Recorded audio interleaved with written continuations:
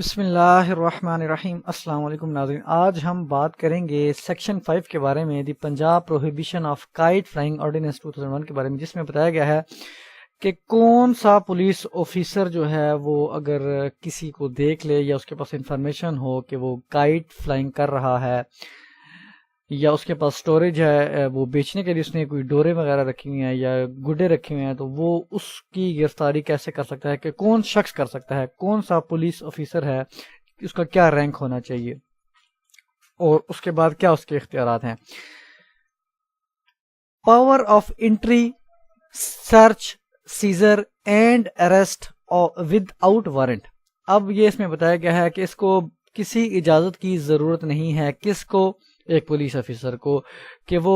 Entry بھی کر سکتا ہے، سرچ بھی کر سکتا ہے اور قبضے میں بھی لے سکتا ہے اور گرفتاری بھی عمل میں لا سکتا ہے۔ کون سا پولیس آفیسر؟ ناٹ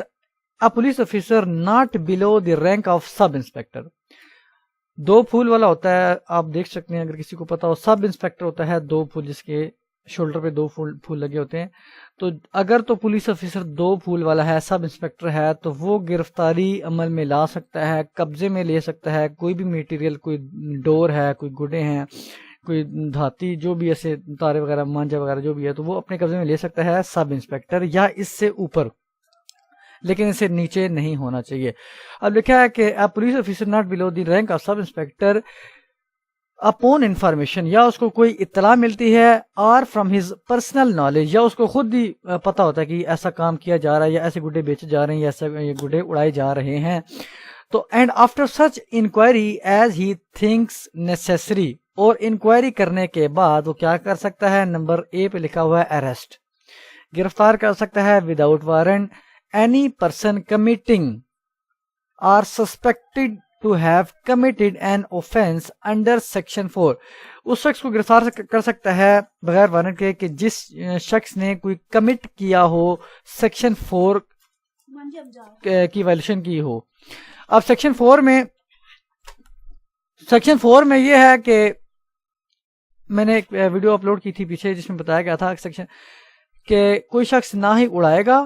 نہ بیچے گا، نہ اپنے پاس رکھے گا، نہ ہی کوئی ڈور رکھے گا، یہ تمام چیزیں ہیں سیکشن 4۔ اگر اس کی وائلیشن ہوتی ہے سیکشن 4 کی،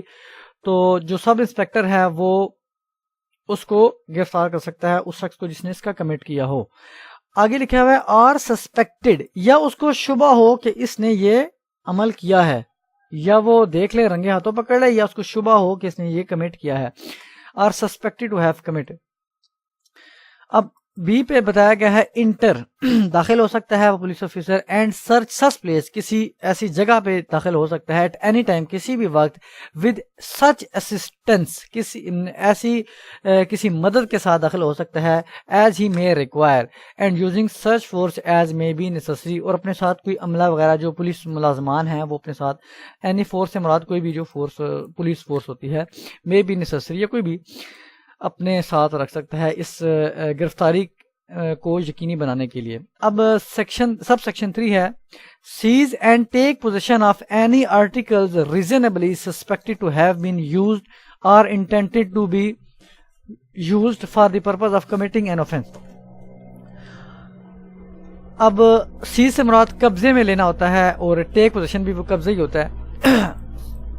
آف اینی آرٹیکلز، کوئی بھی articles reasonably suspected to have been used or intended to be for a purpose of committing an offense۔ اب یہ جو an offense سے مراد ہے کہ وہی offense ہے کہ جو articles ہے، جیسا کہ ڈور ہے وہ بھی article ہے، گڈا ہے وہ بھی articles ہے، اشیاء ہے، تو وہ اس offense کے commit کرنے کے لیے استعمال کی گئی ہو، تو وہ اس کو قبضے میں لے سکتا ہے، یا کوئی بھی ایسی چیز ہے جو اس کی وائلیشن میں ہو۔